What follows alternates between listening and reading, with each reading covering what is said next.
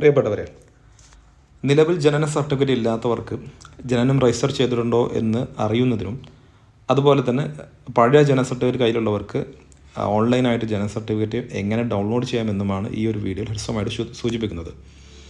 വളരെ സിമ്പിളായിട്ട് തന്നെ നമുക്ക് ഈ ഒരു കാര്യം ഇപ്പോൾ മൊബൈലിൽ ചെയ്യാവുന്നതാണ്. അപ്പോൾ അതിനുവേണ്ടി നമ്മൾ ആദ്യം ചെയ്യേണ്ടത് നമ്മുടെ ഇപ്പോൾ പഞ്ചായത്തുകളിലും അതുപോലെ മുനിസിപ്പാലിറ്റി ഉപയോഗിക്കുന്ന കെ-സ്മാർട്ട് എന്ന സൈറ്റിൽ നിന്നാണ് നമുക്കിത് ഡൗൺലോഡ് ചെയ്യേണ്ടത്.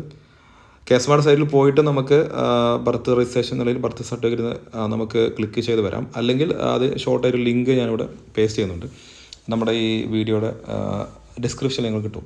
അപ്പോൾ നമ്മൾ ആ ലിങ്കിൽ വന്ന് ഞാൻ ആ ലിങ്ക് ഇവിടെ പേസ്റ്റ് ചെയ്യുന്നു. നിങ്ങൾ ജസ്റ്റ് ലിങ്കിൽ ക്ലിക്ക് ചെയ്താൽ മതി.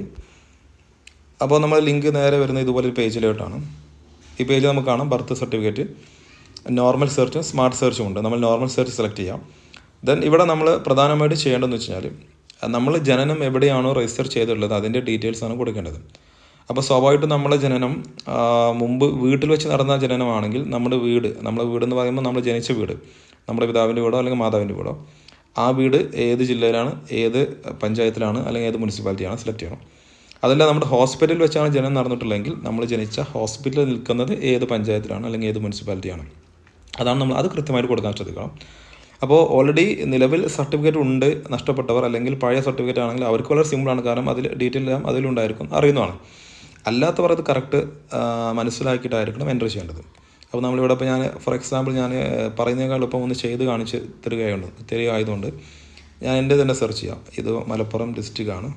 ദെൻ ലോക്കൽ ബോഡി ടൈപ്പ് എന്ന് പറയുന്നത് നമ്മൾ രജിസ്റ്റർ തിരയുന്ന പഞ്ചായത്ത് അല്ലെങ്കിൽ മുനിസിപ്പാലിറ്റി ആണോ പഞ്ചായത്താണോ. അപ്പോൾ ഇവിടെ ഞാൻ ഗ്രാമപഞ്ചായത്ത് സെലക്ട് ചെയ്യുന്നു.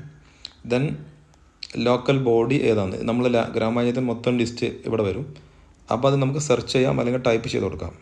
അപ്പോൾ ഞാൻ എൻ്റേത് സെർച്ച് ചെയ്യുന്നത് ഇവിടെ ചെറിയമുണ്ടം ഗ്രാമപഞ്ചായത്താണ്, കാരണം ഞാൻ ജനിച്ച ഹോസ്പിറ്റലിൽ നിൽക്കുന്നത് ചെറിയമുണ്ടം പഞ്ചായത്തിലായതുകൊണ്ട്. ദെൻ ഇവിടെ സെക്സ് കറക്റ്റ് സെർച്ച് ചെയ്യണം, മെയിലാണോ ഫീമെയിലാണോ.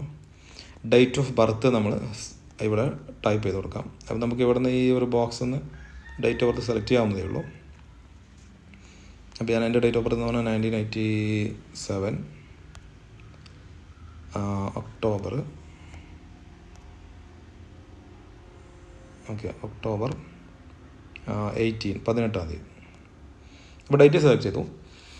അപ്പോൾ ഈ ഡേറ്റ് എന്ന് പറയുന്നത് ഇവിടെ രണ്ട് രീതിയിൽ ആളുകളുണ്ടെന്ന് പറഞ്ഞു. ചിലപ്പം ജനനം രജിസ്റ്റർ ചെയ്തോ എന്ന് അന്വേഷിക്കുന്നവരുണ്ടല്ലോ. അപ്പോൾ അവരെ സംബന്ധിച്ചോളം കൃത്യമായ ഡേറ്റ് അറിയുമെങ്കിൽ ആ ഡേറ്റ് സെർച്ച് ചെയ്യാം. അല്ലെങ്കിൽ ഒരു പക്ഷേ കൃത്യമായ ഡേറ്റ് അറിയാമെങ്കിലും അവരെ ജനനം രജിസ്റ്റർ ചെയ്യപ്പെട്ടത് ഒരു പക്ഷേ അതിന് മുമ്പിലോ പിമ്പിലോ ഒക്കെ ഡേറ്റുകളാകും. അപ്പോൾ അങ്ങനെ ഡേറ്റുകൾ നമ്മൾ ട്രൈ ചെയ്യേണ്ടി വരും. ദെൻ മദേഴ്സ് നെയിമാണ് ഇമ്പോർട്ടൻറ്റ്. ഈ മദേഴ്സ് നെയിം എന്ന് പറയുന്നത് നമ്മൾ മിനിമം ഒരു 3 ക്യാരക്ടേഴ്സ് അടിച്ചാൽ മതി. പക്ഷേ ഇവിടെ നമ്മൾ പോസിബിൾ ആയിട്ടുള്ള ഓപ്ഷൻസ് നമ്മൾ നോക്കണം. ഇപ്പോൾ ഫോർ എക്സാമ്പിൾ എൻ്റെ മദറിൻ്റെ പേര് ഖദീജ എന്നാണ്. അപ്പോൾ ഇവിടെ എനിക്ക് വേണം KDD അങ്ങനെ നോക്കാം. അപ്പോൾ ഞാനിവിടെ സെർച്ച് ചെയ്യുമ്പോൾ റെക്കോർഡ് നോട്ട് ഫൗണ്ട് എന്ന് കാണിക്കുന്നു, കാരണം പേര് കറക്റ്റ് അല്ലാത്തതുകൊണ്ടാണ് ഇവിടെ ഇങ്ങനെ കാണിക്കുന്നത്. അപ്പോൾ അന്ന് ഒരു പക്ഷേ പേര് രജിസ്റ്റർ ചെയ്യുന്നുണ്ട്. അപ്പോൾ KH അങ്ങനെ ഒരു പോസിബിലിറ്റി ഉണ്ടല്ലോ. അപ്പോൾ ഖദീ എന്ന് സെർച്ച് ചെയ്യുന്നു. ഖദീജ കംപ്ലീറ്റ് വേണമെങ്കിൽ എടുക്കാം, അല്ലെങ്കിൽ മാത്രം. അപ്പോൾ കണ്ടു റിസൾട്ട് വന്നു. അപ്പോൾ ആ പഞ്ചായത്തിൽ ആ ഡേറ്റിൽ ഈ ഖദീജ എന്ന മതേഴ്സായിട്ട് 2 ജനനമാണ് രജിസ്റ്റർ ചെയ്തിട്ടുള്ളത്. ഒരു നജീബ് എന്ന ചൈൽഡ് നെയിമുണ്ട്, ദെൻ നിസാമുദ്ദീൻ എൻ്റെ പേരുണ്ട്. അപ്പോൾ ഞാൻ എന്ത് ചെയ്യുന്നു വെച്ചാൽ അത് ക്ലിക്ക് ചെയ്യുന്നു. അപ്പോൾ ഇവിടെ ക്വസ്റ്റ്യൻ വരും, ഐ എം നോട്ട് റോബോട്ട് എന്ന് നമ്മൾ സെലക്ട് ചെയ്യാം. ദെൻ ലോഡിംഗ് PDF നമ്മുടെ ജനന സർട്ടിഫിക്കറ്റ് വളരെ മനോഹരമായി ഇവിടെ നമുക്ക് കാണാൻ പറ്റും. അപ്പോൾ ഇങ്ങനെയാണ് നമ്മൾ ജനന സർട്ടിഫിക്കറ്റ്. ഇതിന് നമുക്ക് മാക്സിമൈസ് ചെയ്ത് ഇവിടെ നമുക്ക് യൂസ് ചെയ്യാവുന്നതാണ്. അതല്ലെങ്കിൽ നമുക്ക് ഇതിൽ കൃത്യമായി നമ്മൾ എല്ലാ ഡീറ്റെയിൽസും ഉണ്ടായിരിക്കും. അല്ലെങ്കിൽ നമുക്ക് ഇവിടെ ഡൗൺലോഡ് ഓപ്ഷൻസ് ഉണ്ട്, PDF ആയിട്ട് നമുക്കിത് ഡൗൺലോഡ് ചെയ്യാവുന്നതാണ്. ഇപ്പോൾ ഇത്രയാണ് നമ്മൾ ഒരു ജനന സർട്ടിഫിക്കറ്റ് ഡൗൺലോഡ് ചെയ്യുന്ന രീതി എന്ന് പറയുന്നത്. അപ്പോൾ ഞാൻ പറഞ്ഞത് ജനനം രജിസ്റ്റർ ചെയ്തിട്ടുണ്ടോ എന്ന് സംശയമുള്ളവർ തീർച്ചയായിട്ടും 2-3 പോസിബിലിറ്റീസ് പേരും അതുപോലെ ഡേറ്റൊക്കെ വെച്ച് സെർച്ച് ചെയ്യാം. ഉണ്ടെങ്കിൽ നമ്മൾ രക്ഷപ്പെട്ടു, നമ്മൾ പിന്നെ ജനനം രജിസ്റ്റർ ചെയ്യേണ്ടതില്ല. ഇനി അല്ലാത്ത കേസിൽ നമുക്ക് ജനനം രജിസ്റ്റർ ചെയ്യണമെന്നുണ്ടെങ്കിൽ എന്തൊക്കെയാണ് അതിൻ്റെ കാര്യങ്ങളെന്ന് മറ്റൊരു വീഡിയോയിൽ പറയാം, കുറച്ച് കൂടുതൽ ഡീറ്റെയിൽസ് പറയേണ്ടതുണ്ട്. അതുപോലെ തന്നെ നമ്മളിപ്പോൾ ഇങ്ങനെ ഡൗൺലോഡ് ചെയ്ത് കിട്ടുന്നതിൽ നമ്മുടെ പേരുകളോ അല്ലെങ്കിൽ നമ്മുടെ മാതാപിതാക്കളുടെ പേരോ ഒക്കെ വ്യത്യാസമുണ്ടെങ്കിൽ ജനന സർട്ടിഫിക്കറ്റിൽ ജനന തീയതി ഒഴികെയുള്ള എല്ലാ കാര്യവും നമുക്ക് വേണമെങ്കിൽ തിരുത്താൻ പറ്റും, പക്ഷേ ആസ് പെർ ഒറിജിനൽ റെക്കോർഡ്സ്.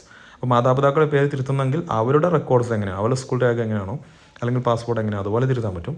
അതുപോലെ നമ്മുടെ സ്കൂൾ ടാഗിൽ നമ്മുടെ പേര് എങ്ങനെയാണ് വന്നിട്ടുള്ളത് അതുപോലെ നമ്മുടെ ജനന സർട്ടിഫിക്കറ്റിലെ പേരും തിരുത്താൻ പറ്റും. അപ്പോൾ ഇത്തരം കാര്യങ്ങളൊക്കെ വളരെ ഈസിയായിട്ട് ചെയ്യാവുന്നേ ഉള്ളൂ. നമുക്ക് സംശയമുള്ളവർ കോൺടാക്ട് ചെയ്യാവുന്നതാണ്. Okay, thank you.